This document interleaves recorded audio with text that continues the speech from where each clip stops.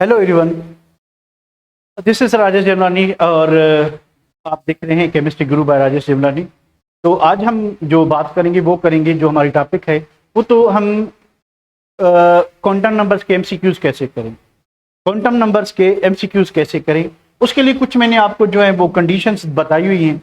इन conditions को follow करके जो मेजॉरिटी ऑफ एमसीक्यूज प्रॉब्लम्स आती हैं किसके, क्वांटम नंबर्स के, स्पेशली जो है जो एंट्रेंस एग्जाम्स होते हैं उनमें, तो आप इजीली कर सकते हो। कैसे कर सकते हो आप इजीली? चलें कंडीशंस की तरफ बढ़ते हैं वन बाय वन। तो इस वीडियो को देखने के बाद आपको काफ़ी सारी ट्रिक्स मिलने वाली है, आपको काफ़ी सारी हिंट्स मिलने वाली हैं, जिसके ज़रिए आप डिफिकल्ट क्वेश्चंस को इजीली टाइम सेव करके कर सकते हैं। So stay connected. तब पहली बात कि अगर आप क्वांटम नंबर, पहले तो टॉपिक पढ़ लें। टॉपिक जो है आप क्वांटम नंबर की लिंक में जो है शेयर कर दूंगा, उसको आप देख लेना, ठीक है। तो एल जो वैल्यू है, एल पहली बात, l can not be equal to n. L जो है आपका, एल यानी एजीमुथल क्वांटम नंबर, ये कभी भी एन के इक्वल नहीं होता। क्यों नहीं होता भाई? क्योंकि एल इज इक्वल टू होता है एन माइनस वन, ठीक है, एन माइनस वन। यानी आप एल का जो मैक्सिमम वैल्यू लेंगे किसी भी पर्टिकुलर एन वैल्यू के लिए या शेल के लिए, वो क्या होगा, एन से एक कम होगा। यानी मान लें कि आपके पास n is equal to one है, तो एल का वैल्यू क्या होगा, one minus one is equal to क्या होगा, जीरो होगा। यानी आप वन क्या करोगे, माइनस करोगे, ठीक है। ये चीज ध्यान में रखेंगे। तो कभी भी एल का जो मैक्सिमम वैल्यू है वो एन के मैक्सिमम वैल्यू के इक्वल नहीं होगा, एक कम होगा, ठीक है। ये चीज पहली कंडीशन थी। दूसरी कंडीशन ये है कि l is equal to n minus one. तो एल का जो मैथमेटिकल वैल्यू है वो प्रिंसिपल क्वांटम नंबर पे डिपेंड करता है, पर हम क्या करेंगे, जितना किसी पर्टिकुलर शेल का एन वैल्यू मिला हुआ है उससे हम एक क्या करेंगे, माइनस करेंगे, तो एन माइनस वन होगा। तीसरी कंडीशन है कि if l is equal to zero then m must be zero, कि अगर L is equal to zero है देन एम जरूर जीरो होगा। एम जो है, m can not be non zero if l is zero. अगर एल जो है जीरो है तो एम को भी जीरो होना पड़ेगा। क्यों होगा? क्योंकि जो एम का वैल्यू है, एम इज इक्वल टू होता है plus minus L including zero. तो आप क्या करोगे कि एम का वैल्यू फाइंड करने के लिए एल को प्लस भी करोगे, एल को माइनस भी करोगे। अगर आपके पास एल जीरो है तो जीरो प्लस माइनस तो नहीं होगा, ना ही जो है वो जीरो तो खुद है। तो इस वजह से एम का वैल्यू जीरो ही रहेगा, वो नॉन जीरो नहीं होगा, ठीक है।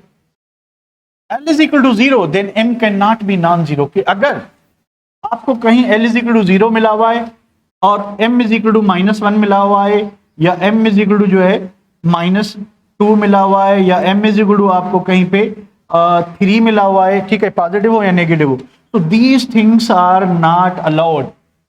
ये अलाउ नहीं है कि अगर एल का वैल्यू जीरो है तो एम का नॉन जीरो नहीं हो सकता। अगर L is equal to zero है तो M is equal to surely zero होगा, M is equal to surely zero होगा। तो ये कंडीशन भी आपको ध्यान में रखनी है। फोर्थ कंडीशन है कि l is equal to non zero then n can be negative भी हो सकता है, पॉजिटिव भी, जीरो भी। यानी अगर एल का वैल्यू वन है तो आपके एम के वैल्यूज क्या हो सकते हैं, minus one, zero, plus one.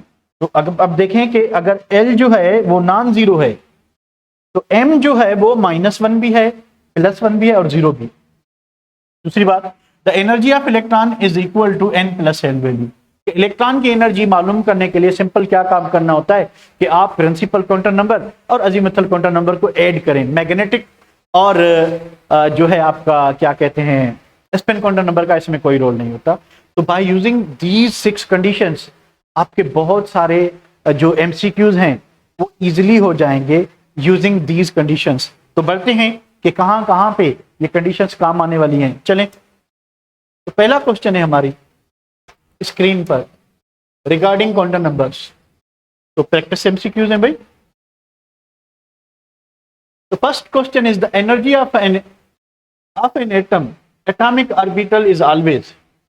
तो भाई आपके पास एक ही एटॉमिक ऑर्बिटल है, ठीक है। द एनर्जी ऑफ इलेक्ट्रॉन, के इलेक्ट्रॉन की एनर्जी, मान लें आपके पास 1s में 2 इलेक्ट्रॉन है, ठीक है, 1s में 2 इलेक्ट्रॉन है, ठीक है, या आपके पास 2px में 2 इलेक्ट्रॉन है।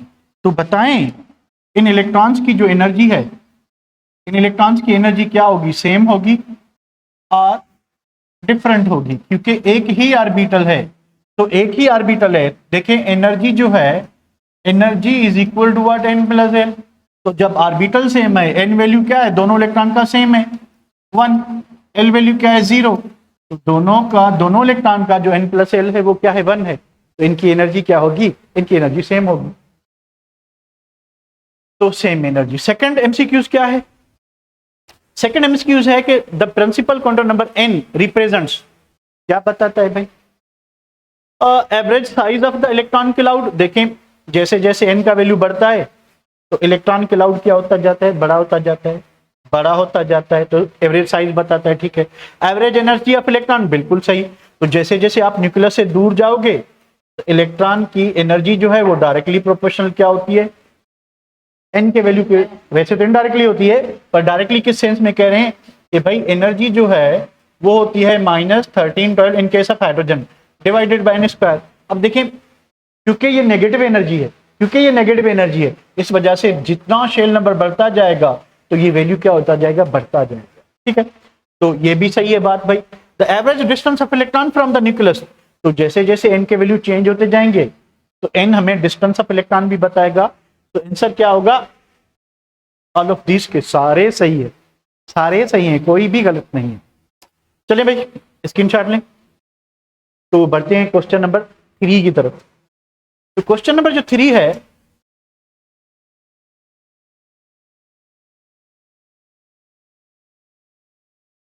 क्वेश्चन है कि the principal quantum number is related to the orbital angular momentum. नहीं, हाँ ऑर्बिट का एंगुलर मोमेंटम हो तो प्रिंसिपल क्वांटम नंबर इस रिलेशन के थ्रू रिलेट करता है, ठीक है। तो ऑर्बिटल का जो क्वांटम नंबर है वो एजीमुथल क्वांटम नंबर से मिलेगा। Size and shape of orbital, बिल्कुल सही है। ओरिएंटेशन, ये magnetic quantum number. Average size of the orbital, ये तो साइज नहीं, शेप नहीं, एवरेज साइज की बात करें तो सही है, लेकिन शेप की बात करें तो ये एजीमुथल क्वांटम नंबर का काम है। हाँ, ऑर्बिटल की जो साइज है, एवरेज साइज ऑफ ऑर्बिटल, अब हम थोड़ा कंफ्यूजन क्या है कि ऑर्बिट या ऑर्बिटल दोनों जो है ना उनका साइज क्या होगा, चेंज होगा। कैसे, फॉर एग्जांपल अगर आप पहले शेल में हैं तो वो छोटा होगा, अगर आप दूसरे शेल में हैं तो वो बड़ा होगा, अगर आप तीसरे शेल में हैं तो वो और बड़ा होगा। अगर आपके पास 2p ऑर्बिटल है, ठीक है, तो 2p ऑर्बिटल जो है वो छोटी होगी as compare to what 3p orbital. 3p orbital इससे साइज में क्या होने वाली है, बड़ी। 4p उससे बड़ी होने वाली है। तो जैसे जैसे रेडियस ऑफ ऑर्बिट बढ़ेगा उसी प्रकार से जो है आपकी ऑर्बिटल का रेडियस भी क्या होगा, इंक्रीज होगा, ठीक है बेटा। क्वेश्चन नंबर 4 को देखें जरा। The quantum number that define the shape of orbital occupied by electron, azimuthal quantum number, ये वो क्वांटम नंबर है जो हमें शेप ऑफ ऑर्बिटल बताता है, ठीक है। अगर n इज इक्वल टू 0 है तो हम कहेंगे s है तो हम कहेंगे स्फेरिकल है, and so on. So shape of quantum number में कौन बताता है, azimuthal quantum number. Question number 5 पे आए। क्वेश्चन नंबर 5 ये है, the total number of sub levels in each principal level is equal to spin quantum number, नहीं, magnetic quantum number, नहीं, अजीमुथल क्वांटम नंबर, नहीं, principal quantum number, yes. The total number of sub levels in each principal level is equal to, देखिए सब levels कितने हैं किस में भी, वो इक्वल टू होता है किसमें, सब एनर्जी लेवल्स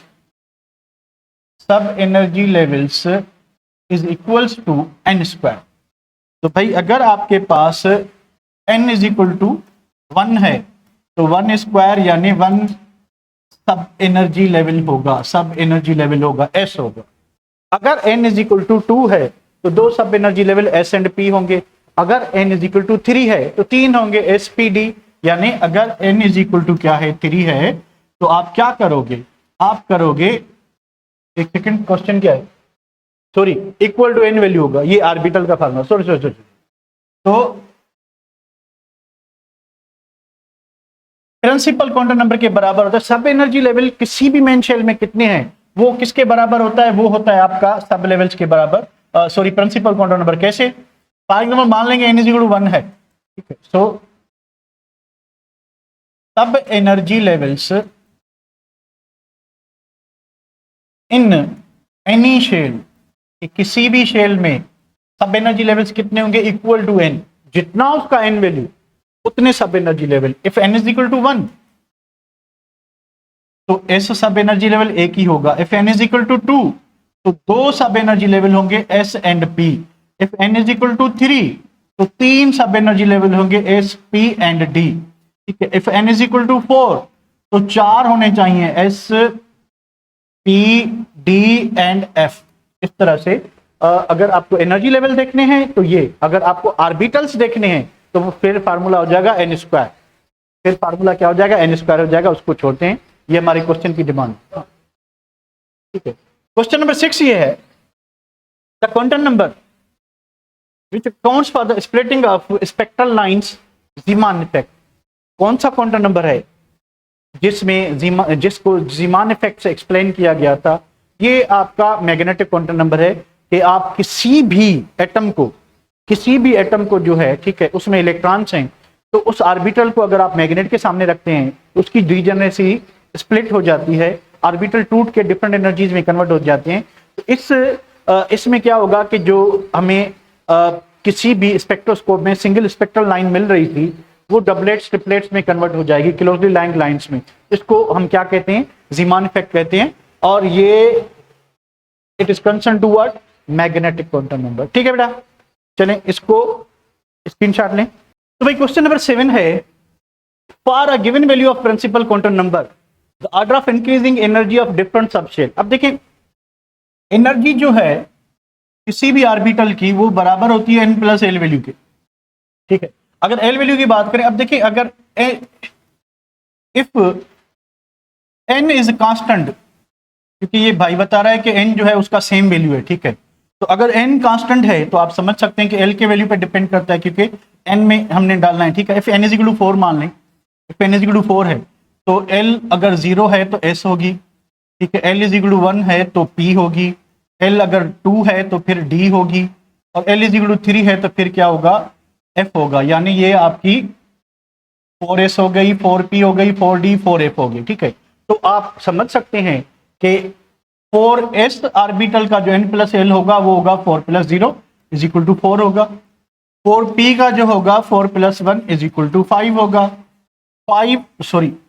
4d का जो होगा 4n वैल्यू, क्योंकि n हमने सेम रखना है, तो l का वैल्यू 2 तो ये 6 हो जाएगा। 4f का जो है ये वैल्यू हो जाएगा 4 प्लस 3 इज इक्वल टू 7। तो सबसे ज्यादा एनर्जी जो है वो किसकी होने वाली है, 4f की। सो 4f की होने वाली है, यानी f ऑर्बिटल की एनर्जी ज्यादा होगी d से, d की ज्यादा होगी किससे, p से, p की ज्यादा। तो ऑप्शन को देखते हैं जरा, s is less than p, p is less than d, बिल्कुल सही। या अदर वर्ड में आप लिख सकते हैं कि f is more than d, d is more than p, p is more than s। 4 4 लगा दें तो आपको आइडिया हो जाएगा, होपफुली क्लियर होगा। ठीक है। चलिए नेक्स्ट क्या चीज है, the px, py and pz orbitals are called degenerated orbitals as they have equal energy, बिल्कुल सही। सेम ओरिएंटेशन इन स्पेस, नहीं, ओरिएंटेशन अलग अलग है। एक px पे खुद को पोजिशनाइज कर रही है, दूसरी p y एक्सेस पे कर रही है, तीसरी z एक्सेस पे, ये नहीं है। सेम साइज बिल्कुल सेम है, नन ऑफ द अबव। तो px, py and pz orbitals are का डीजनरेटेड ऑर्बिटल, इनको साइज तो सेम है, पर बात यह है कि डीजनरेटेड ऑर्बिटल्स क्यों कह रहे हैं, वो इक्वल एनर्जी की वजह से कह रहे हैं। तो हमारा आंसर क्या होगा, हमारा आंसर उसको सेम साइज की वजह से हम डीजनरेटेड नहीं कह रहे, हम उसको किसकी वजह से जो है डीजनरेट कह रहे हैं, उनकी एनर्जी सेम है इस वजह से। और एनर्जी सेम क्यों है, क्योंकि इनका n प्लस एल क्या होगा, सेम होगा। n प्लस एल क्या होगा, सेम होगा। आप कोई भी नंबर लगा लें, फॉर एग्जांपल आप कहते हैं कि भाई हमारे पास 2px है, 2py है, 2pz है। ठीक है। तो सब में मान लें कि 2 जो है n का वैल्यू है सब में, तो p का एल वैल्यू क्या आएगा, 1 आएगा, तो सबका n प्लस एल क्या आएगा, 3 आएगा। इस वजह से सबकी एनर्जी क्या होगी, सेम होगी। स्क्रीनशॉट लेना चाहें तो ले ले। Question number 9 and 10। तो क्वेश्चन नंबर 9 एंड 10 क्या कह रहा है कि the total values of magnetic quantum number for a given value of azimuthal quantum number. ये सिंपल सी बात है कि जो टोटल वैल्यूज होते हैं मैग्नेटिक क्वांटम नंबर के, टोटल वैल्यूज होते हैं कितने, 2l+1, यानी m वैल्यूज टोटल कितने होंगे, 2l+1। यानी अगर आपको d ऑर्बिटल के टोटल वैल्यूज चाहिए, किसके चाहिए, d के m वैल्यूज चाहिए, तो आप क्या करोगे, 2d ऑर्बिटल का l वैल्यू क्या है, d ऑर्बिटल का if l is equal to 2, तो हमारे पास d ऑर्बिटल है, ठीक है। तो हम क्या रखेंगे, यहाँ पे 2 रखेंगे +1, तो 2 to the 4, 4 + 1 5, यानी इसके 5 ओरिएंटेशंस जो हैं वो पॉसिबल होंगी for d orbitals. 1 orientation only possible होगी for s orbital, 3 orientation possible. अब नंबर ऑफ ओरिएंटेशन क्या बता रही है, different positions of orbital in space, कि जब हम किसी ऑर्बिटल को इलेक्ट्रॉन डाल के मैग्नेट के नजदीक लाएंगे तो मैग्नेट के इन्फ्लुएंस में वो खुद को पोजिशनाइज कहाँ करती है, वो खुद को ओरिएंट कहाँ करती है, वो 3 डायमेंशनली खुद को कहाँ पे रखती है, उस को हम ओरिएंटेशन कहते हैं, ठीक है। तो डी ऑर्बिटल की 5 ओरिएंटेशन होती हैं, कहाँ कहाँ पे वो खुद को पोजिशन, उसके जो डबल डम्बेल है, और पी ऑर्बिटल खुद को 3 पोजिशंस पे पोजिशनाइज करती है, और एस ऑर्बिटल स्फेरिकल होने की वजह से एक ही वक्त इलेक्ट्रॉन रिवॉल्व कर रहा है, एक्स एक्सेस पे भी है, वाई पे भी है, जेड पे है, तो उसका वैल्यू एक ही काउंट होता है। क्वेश्चन नंबर 10 है, for a multi electron atom energy associated with electrons is sp,d,f orbitals for a particular quantum number is in order of. ये तो वही क्वेश्चन हो गया जो हमने कहा था कि अगर कोई मल्टी इलेक्ट्रॉन एटम है, ठीक है, तो उसमें अगर कोई भी पर्टिकुलर क्वांटम नंबर, यानी कोई भी आप n का कोई भी वैल्यू ले लें, चले 4 ले लें, वही क्वेश्चन जो हमने पहले एक्सप्लेन किया था उसी को कर लें। आपके पास 4s है, 4p है, 4d है, 4f है, ठीक है। तो एनर्जी डिपेंड करती है किस पे, एनर्जी डिपेंड करती है n+l पे, तो सबके n+l निकाल लें, इसका 4 होगा, आगे करके आए 5, 6 एंड 7, तो सबसे ज्यादा एनर्जी जो होगी 4f की होगी, सबसे कम जो होगी वो 4s की होगी। तो जब आप इलेक्ट्रॉन डिस्ट्रीब्यूट करेंगे, जब आप इलेक्ट्रॉनिक कॉन्फ़िगरेशन करेंगे, तो पहले इलेक्ट्रॉन किसमें जाएगा, कमेंट कर लें जरा, किसमें जाएगा, पहले इलेक्ट्रॉन जाएगा 4s में, क्योंकि उसकी एनर्जी कम है। तो भाई sp,d,f, तो एनर्जी का सीक्वेंस यही होने वाला है जो हमने ऊपर किया क्वेश्चन में। चले इसका भी स्क्रीनशॉट ले लें, मिटाऊं, मिट गया। क्वेश्चन नंबर 11 एंड 12, 11 एंड 12 देख लें जरा क्या है। Question number 11 and 12, 2 electrons in the first shell will differ in the values of, कि अगर 2 इलेक्ट्रॉन है एक की फर्स्ट शेल में, फर्स्ट शेल भाई कौन सा, फर्स्ट शेल जो है वो है के शेल, ठीक है। के शेल में एक ही सब शेल होता है, क्योंकि n = 1 है, तो एक ही सब शेल होगा, क्योंकि सब शेल n के वैल्यू पे डिपेंड करता है s, यानी जो आपकी ऑर्बिटल होगी, क्योंकि पहला शेल है तो 1s। अब दोनों इलेक्ट्रॉन 1s में है, दोनों इलेक्ट्रॉन 1s में है, तो इनका n वैल्यू क्या है, दोनों का n वैल्यू 1 है, इनका l वैल्यू क्या है, दोनों का 0 होगा, s ऑर्बिटल का l वैल्यू 0, दोनों का m क्या है, क्योंकि l 0 है तो m भी क्या होगा, 0 होगा। और s = क्या होगा कि 2 इलेक्ट्रॉन है तो एक क्लॉकवाइज होगा, इन दूसरा क्या होगा, एंटी क्लॉकवाइज होगा। एक ही ऑर्बिटल में 2 इलेक्ट्रॉन तभी रह सकते हैं जब दोनों के स्पिन चेंज होंगे, तो क्या होना चाहिए, स्पिन क्वांटम नंबर क्या होगा, चेंज होगा, spin quantum number. Question number 12 को देखिए जरा, which one of the following sets of quantum number is not allowed, कि कौन सा क्वांटम नंबर अलाउड नहीं है। अच्छा, इधर ऊपर अगर हम लिख लें तो भाई ये है आपका n, l, m and n। अब वही जो कंडीशंस मैंने आपको बताई थी उनको फॉलो करना है।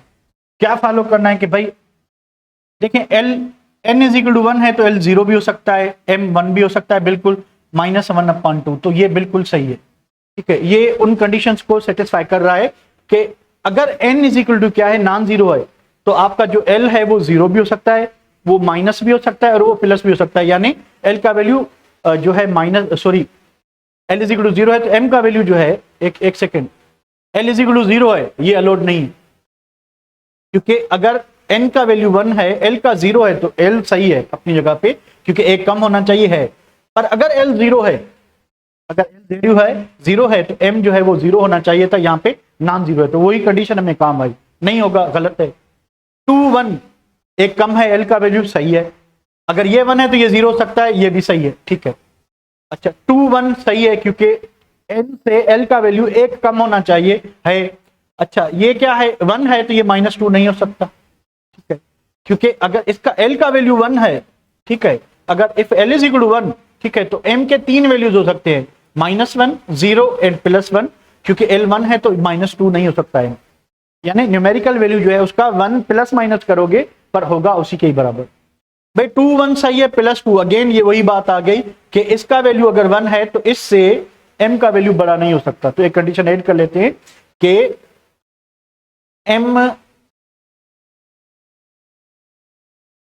m can not be bigger than l, कि m का वैल्यू l से ज्यादा नहीं हो सकता, क्योंकि वो इसी से ही तो फाइंड होता है। चले तो आपका जो क्वेश्चन क्या था, विच of the following set of counter number is not allowed, not allowed की बात थी, तो नॉट अलाउड में आपके कौन कौन से क्वेश्चन काउंटर नंबर्स होंगे, इधर नॉट अलाउड नहीं होना चाहिए, अलाउड होना चाहिए, तो फिर एक ही है, ठीक है, एक ही है जो अलाउड है, वो कौन सा है, तो ये भी नॉट अलाउड है, तो हमारे पास बी ऑप्शन है, बी वो है जो कि अलाउड है। एक मरतबा फिर मैं देख लेता हूं, मे बी मैं गलती कर रहा हूं, n इज इक्वल टू 1 है, l इज इक्वल टू 0 है, तो m 1 नहीं हो सकता, सही है, नॉट अलाउड है, तो हमें अलाउड ढूंढना है। n इज इक्वल टू 2 है, l is equal to 1 minus है, ठीक है, और 0 हो सकता है, सही है, और प्लस सही है, ठीक है। n इज इक्वल टू क्या है, 2 है, सही है, n इज इक्वल टू 1 बिल्कुल सही है, अगर ये 1 है तो ये 2 नहीं हो सकता, सही है, तो इसका आंसर यही होगा, क्या होगा, बी होगा, ठीक है बेटा। चले क्वेश्चन नंबर 13 एंड 14,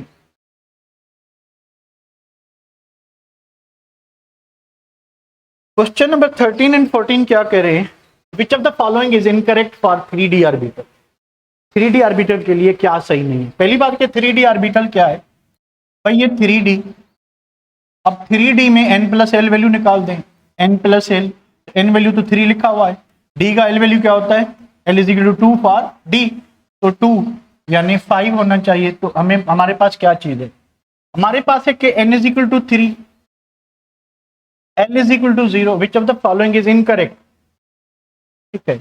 अच्छा d का l फॉर 3D ऑर्बिटल, तो 3D ऑर्बिटल में 3D के लिए l का वैल्यू क्या होना चाहिए, 2 होना चाहिए, तो यहाँ पे l का वैल्यू क्या है, 0 है, तो ये गलत है, ठीक है।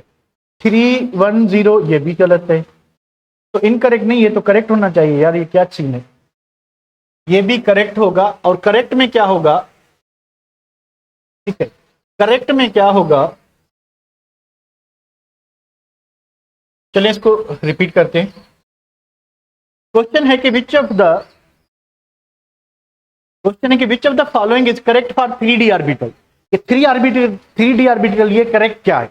अब 3D की बात है, ठीक है, 3D, तो भाई n इज इक्वल टू क्या है 3, l इज इक्वल टू क्या है 2, तो d का l वैल्यू क्या होता है 2, तो n प्लस l क्या है 5, ऑप्शंस पे आए, तो ये आपका n वैल्यू है, ये आपका l है, ये m है एंड ये s है, ठीक है। तो n is equal to 3, l is equal to 0 नहीं, l इज इक्वल टू 2 होना चाहिए, ठीक है। तो आपका यही आंसर है सी, कि n is equal to 3, l is equal to क्या है 2, अब ये 2 है तो ये 0 प्लस माइनस सारे हो सकते हैं, तो आपका आंसर क्या होगा, सी होगा, आंसर क्या होगा, सी होगा।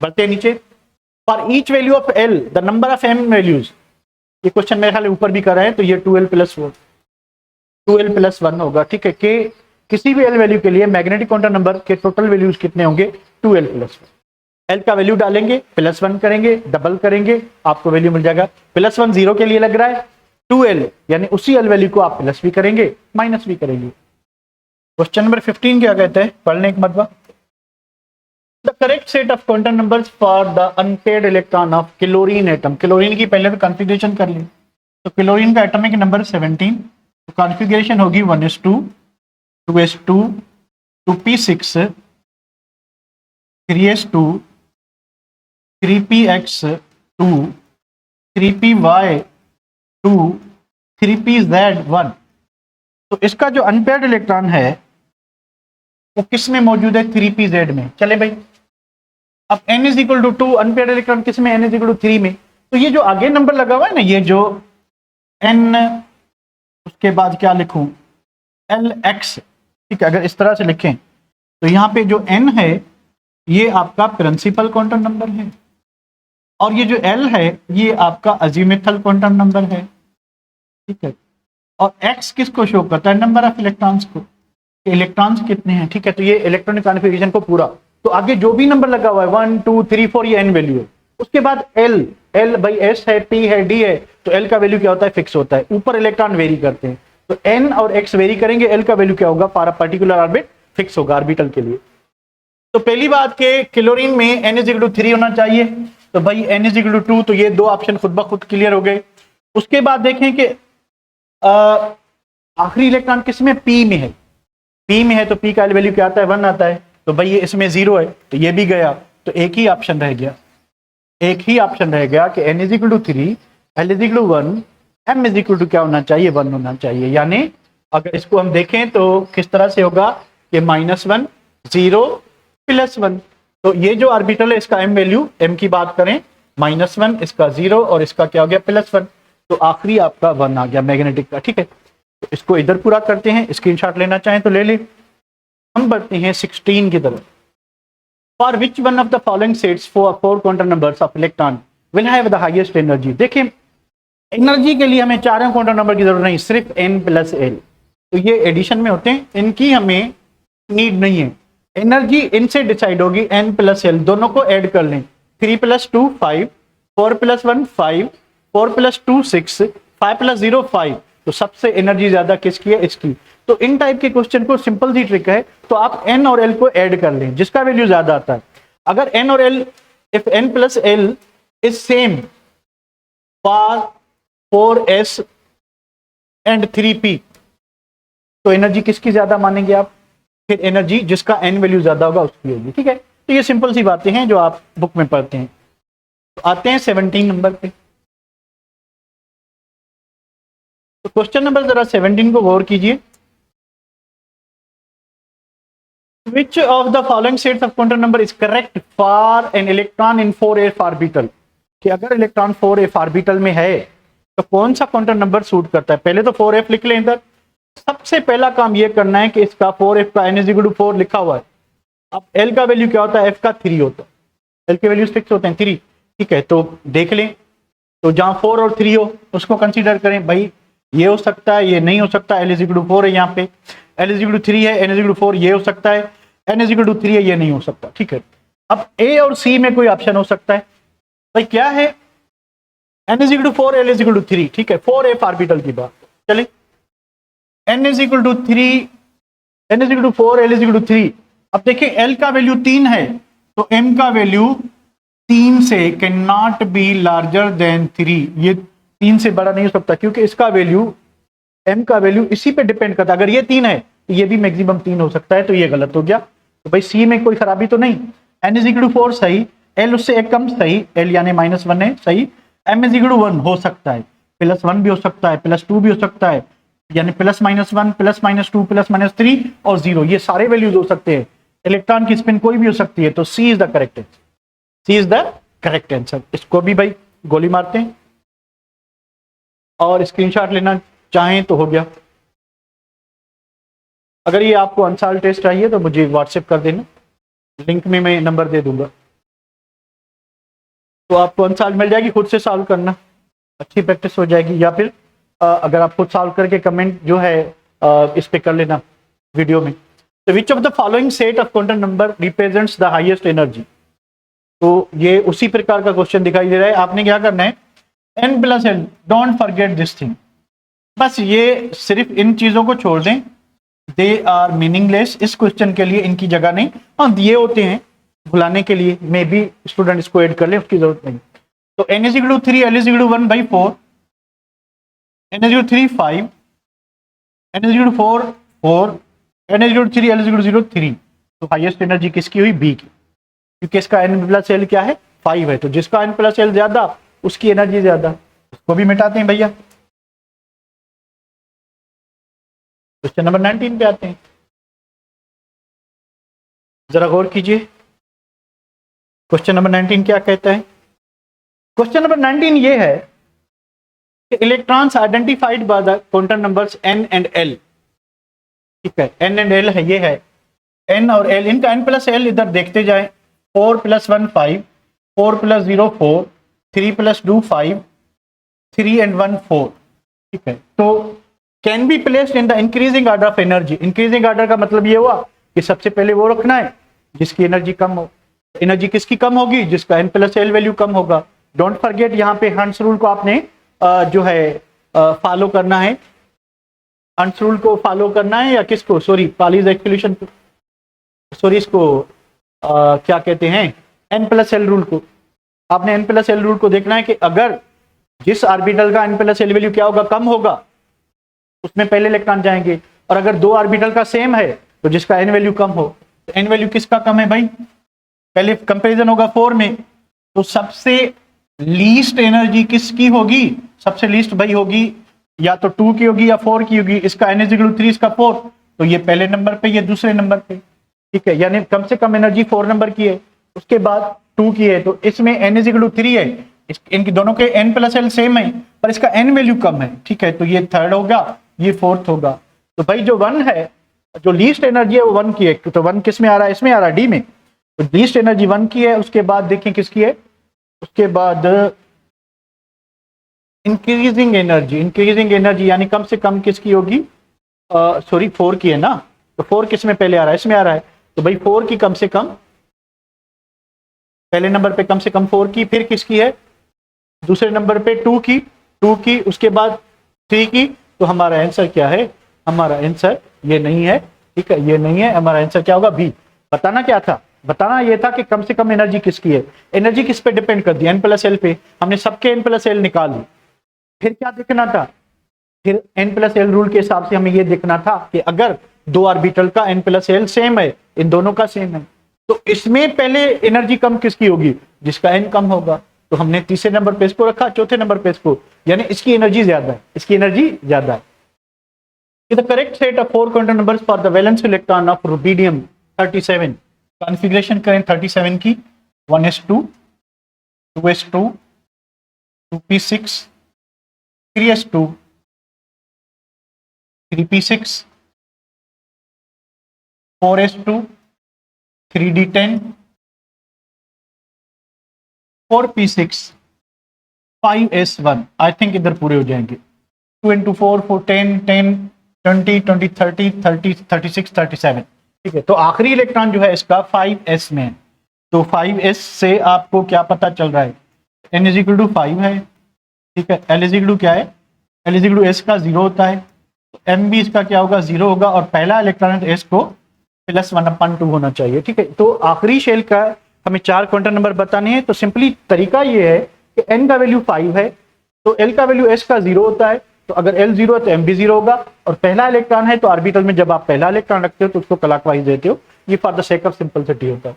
तो देखें 500 1/2, 500 1/2, तो this is the right answer, 500 1/2। चले इसका भी स्क्रीनशॉट ले लें, विल हेल्प यू। अब क्या चीज है? 21, last question of the day. गौर से देखिएगा जरा। Which of the following set of quantum number represents an impossible arrangement? कि कौन सा क्वांटम नंबर अलाउड नहीं है, या आप इसको इस तरह से कह सकते हैं, कौन सा क्वांटम नंबर इम्पॉसिबल है या कौन सा क्वांटम नंबर अलाउड नहीं है। तो देखिए जरा, n is equal to 3, l is equal to 2 सही है, m इज इक्वल टू 2 -2 सही है, हो सकता है, ये अलाउड है क्योंकि l का वैल्यू एक कम है n से, अलाउड है। और जितना l उतना माइनस या प्लस l हो सकता, m हो सकता है, सही है। इलेक्ट्रॉन पहला या दूसरा है, 1/2 हो सकता है। ठीक है, 400 1/2 ये भी सही है। अगर n इज इक्वल टू 4 है तो l आपका 0 भी हो सकता है, 1 भी हो सकता है, 2 भी हो सकता है, 3 भी हो सकता है, पर 4 नहीं हो सकता। उसके बाद अगर l 0 है तो m 0 हो सकता है, सही है। n इज इक्वल टू 3 सही है, एक कम है l से, सही है। -3, अब ये देखें यहाँ पे घोटाला है कि अगर l का वैल्यू 2 है तो इसका वैल्यू 2 ही हो सकता है, +-2 से ज्यादा नहीं हो सकता, तो ये गलत आ गया। ठीक है, तो भाई इसमें क्या है, 5 3 सही है, 0 1/2, 5 3। अच्छा, अगर n इज इक्वल टू 5 है, अगर n इज इक्वल टू 5 है, ठीक है, तो l का वैल्यू जो है, जो मैक्सिमम आएगा वो 3 हो तो सकता है, ठीक है, और ये भी 0 है, तो ये भी सही है, ठीक है। तो हमें बताना क्या था, which are the following set of counter number represent an impossible real, सही है ना, ये तो सही है। तो इम्पॉसिबल कौन है आपका, जो नहीं हो सकता, it's a C, it's the C. Hopefully you enjoyed today's lecture. अगर अच्छा लगा है तो कमेंट कर देना, अपने फ्रेंड्स के साथ शेयर कर देना। उसकी जो डिटेल टॉपिक है काउंटर नंबर, मैं मंडे या ट्यूसडे तक कर लूंगा। मैंने करनी वो थी पर थोड़ा लेट हो गई है, इस वजह से पहले मैंने एमसीक्यूज कर दिए। Thank you very much for watching the video. Stay blessed.